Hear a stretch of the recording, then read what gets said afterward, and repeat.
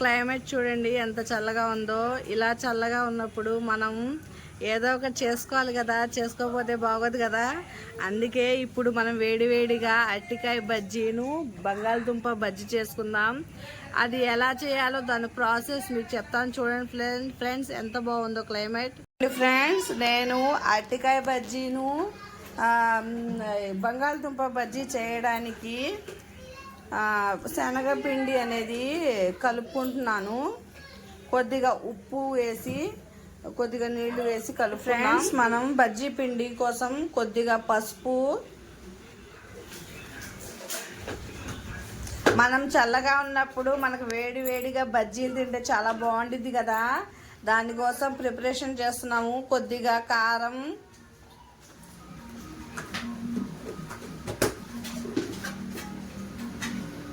కొద్దిగా సాల్ట్ వేసుకొని పిండి అనేది బాగా కలపండి.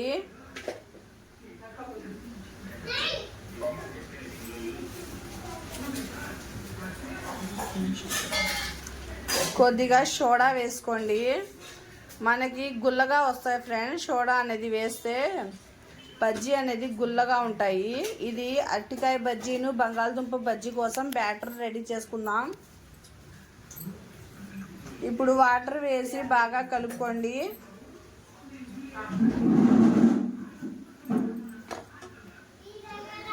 ఇదిగోండి, మీరు ఎంత బాగా కలుపుకుంటారో అంత బాగుంటాయి బజ్జీ అనేది, సూపర్గా ఉంటాయి. వర్షాలు పడినప్పుడు క్లైమేట్ బాగున్నప్పుడు సూపర్గా ఉంటాయి బజ్జీలు. ఇలా చేసుకోండి. ఇది నా స్టైల్లో చెప్తున్నాను ఫ్రెండ్స్. ఏదైనా సరే మీరు కలపడంలో ఉండిద్ది పిండి.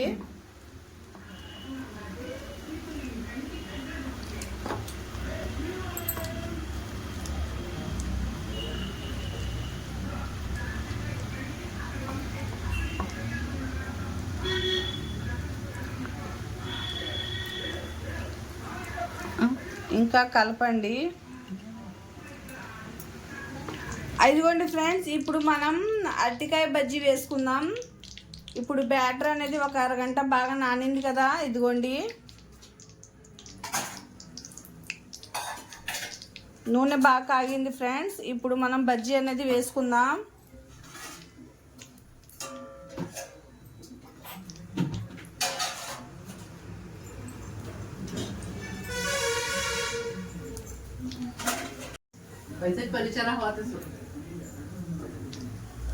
ఇదిగోండి, వేసుకోండి బజ్జీ.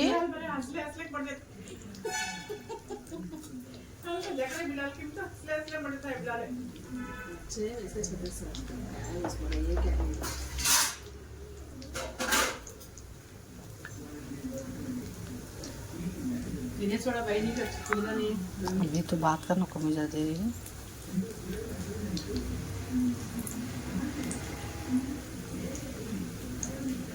ఇదిగోండి, మనం సోడా అనేది వేసాం కదా, తినే సోడా ఎలాగా పొంగుతున్నాయి చూడండి. బజ్జీ అనేది చాలా బాగుంటాయి ఫ్రెండ్స్. బేకింగ్ సోడా అయినా వేసుకోవచ్చు, అవి వేసుకున్నా బాగుంటాయి బజ్జీలు. కొద్దిగా సింక్ చేసుకోండి, కొద్దిగా లోపల నుండి ఉడకాలి కదా మనకి. అరటికాయ అనేది కొద్దిగా ఉడకాలి కదా, కొద్దిగా స్లిమ్ మీదే పెట్టుకోండి. ఇదిగోండి ఫ్రెండ్స్, అయిపోయినాయి, తీసేద్దాం అరటికాయ బజ్జీ.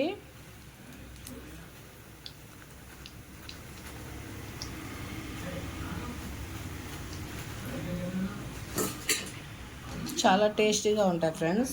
ఇప్పుడు మనం బంగాళదుంప బజ్జీ వేసుకుందాం. ఇప్పుడు అరటికాయ బజ్జీ వేసుకున్నాం కదా, ఇప్పుడు బంగాళదుంప. ఇదిగోండి ఫ్రెండ్స్, ఇప్పుడు మనం అరటికాయ బజ్జీ వేసి తీసేసాం కదా, అదే బ్యాటర్లో నేను బంగాళదుంప బజ్జీ వేస్తున్నాను.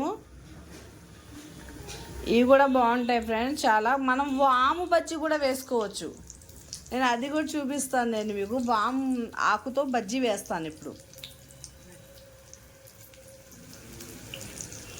ఇప్పుడు ఇది అరటికాయ, అదే బ్యాటర్లో వాము బజ్జీ కూడా వేద్దాం. చూసారా ఫ్రెండ్, మీకు నేను ఇవాళ 3 రకం చూపించాను. ఒకటి అరటికాయ బజ్జీ, ఇప్పుడు బంగాళదుంప బజ్జీ, అదే బ్యాటర్లో వామ్ బజ్జీ. ఇదిగోండి ఫ్రెండ్స్, ఇంకా 2 నిమిషాలు ఉడికించుకుందాం. ఎందుకంటే మనకు లోపల నుండి పచ్చిగా ఉంటే బాగోదు కదా అరటికాయ.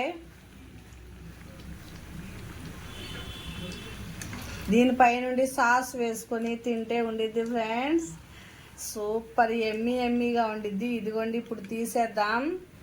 చూడండి ఫ్రెండ్స్, అరటికాయ బజ్జీ ఎంత బాగో, చుక్క నూనె కూడా పీల్చుకో ఫ్రెండ్స్, చాలా బాగుంటాయి.